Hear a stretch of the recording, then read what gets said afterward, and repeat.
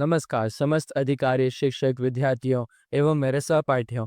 मैं आदर्श कक्षा 11वीं मीडिया और मनोरंजन सीएम राय शासकीय उच्चतर माध्यमिक विद्यालय महू जिला इंदौर का छात्र आप सभी का स्वागत करता हूं हमारे इस कार्यक्रम में। आज हम श्रीमान नीरज रजोरे जी, शिक्षक मीडिया और मनोरंजन से साक्षात्कार करेंगे और जानेंगे उनके कुछ अनुभवों के बारे में, जिससे कि विद्यार्थियों का मार्गदर्शन हो सके। अब नीरज सर हमारे बीच पधार चुके हैं। सर, मैं आपका बहुत बहुत स्वागत करता हूं हमारे इस कार्यक्रम में। जी, धन्यवाद आदर्श।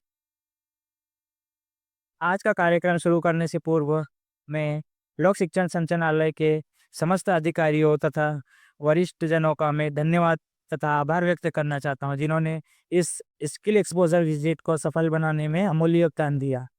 अब हम अपने दर्शकों को बता देना चाहेंगे कि हाल ही में हमारे सर समग्र शिक्षा की ओर से दिल्ली की शैक्षिक यात्रा कर गए थे और इसी विषय में मैं सर से कुछ प्रश्न करना चाहूँगा।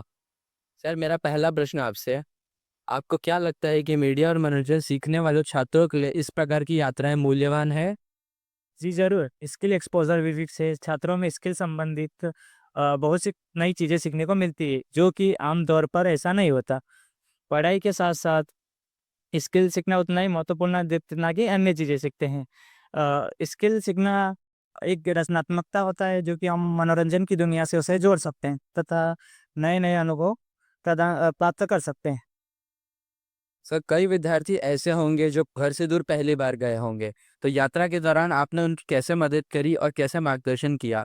जी, इस यात्रा के दौरान मैंने यह देखा है कि छात्रों में नई-नई जगह जाने के लिए उत्साहित थे तथा नया कुछ सीखने के लिए उत्सुक थे तथा उनमें मैंने यह देखा कि उनको यात्रा के दौरान कोई कठिनाई महसूस होती तो मैं उसे हल करने का प्रयास ढूँढता था। आपने इस बारे में क्या देखा कि छात्रों ने यात्रा में कैसे सीखा और कैसे व्यस्त रहे? जी, आदर्श। मैं आपको बता दूँ कि इस यात्रा के दौरान छात्र नए अनुभवों से जुड़ता हुआ देखा तथा वो नई-नई जगह जाने के लिए काफ़ी उत्साहित थे। हमने बहुत से उद्योगों का भ्रमण किया तथा एक उद्योग में हम गए जहाँ पर मोबाइल की बॉडी बफ़िंग की जाती तथा किस तरीके से उसकी बॉडी बफ़िंग की जाती है तथा कैसे उसे फिनिशिंग दी जाती है, आदि चीज़ें हमको देखने को मिला तथा नए अनुभवों से जुड़ता हुआ देखा।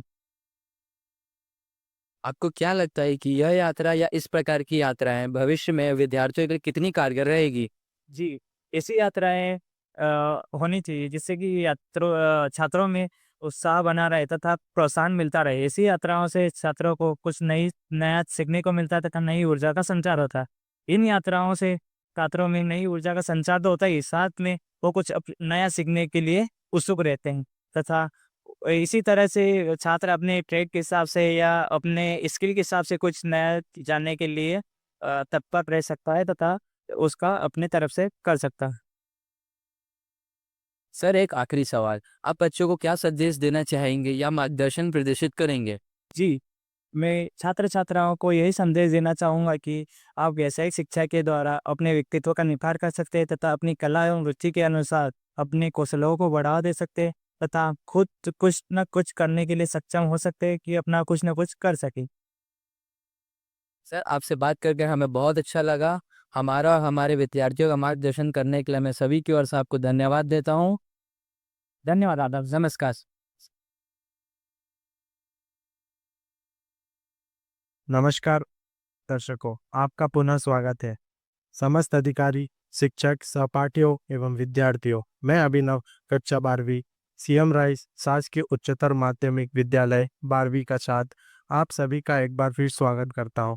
हमारे इस कार्यक्रम में आज हम छात्र भूपेंद्र मोदी मीडिया और मनोरंजन का साक्षात करेंगे एवं जानेंगे उनके हाल ही में हुई दिल्ली यात्रा के अनुभव के बारे में और जिससे हमारे साथियों को सीखने का मौका मिलेगा। और हमारे बीच भूपेंद्र मोदी पधार चुके हैं। भूपेंद्र जी, आपका बहुत-बहुत स्वागत है हमारे इस कार्यक्रम में। धन्यवाद। सबसे पहले तो मैं हमारे विद्यालय की ओर से आपका इस यात्रा के लिए चयन होने के लिए स्वागत करता हूँ एवं अभिनंदन करता हूँ। धन्यवाद अभिनव।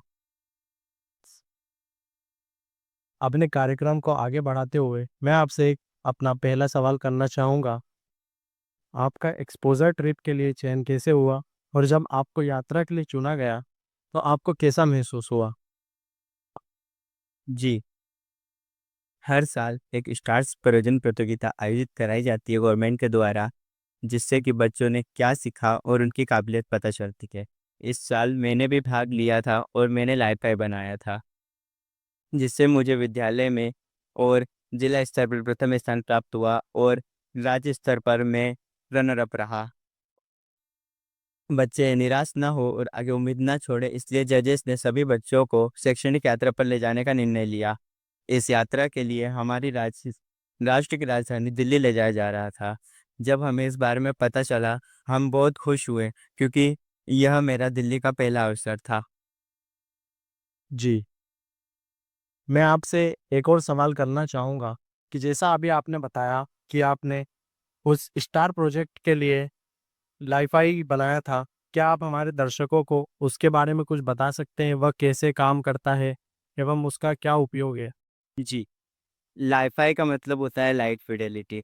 लाइट फिडेलिटी मीन्स हम लाइट के थ्रू इंटरनेट शेयर करते हैं। इसमें एक सेंडर होता है, एक रिसीवर होता है। सेंडर में हम ला जो डाटा है उसकी फ्रीक्वेंसी और वेवलेंथ शेयर करते हैं, जो कि फोटो डिटेक्टर डिटेक्ट करके आर्डिनो में शेयर करता है। आर्डिनो उस वेवलेंथ और फ्रीक्वेंसी को समझकर डिस्प्ले पे शो करता है कि क्या डाटा सेंडर ने सेंड किया है। जी। जी, भूपेंद्र जी, यह एक शैक्षणिक यात्रा थी या कुछ और?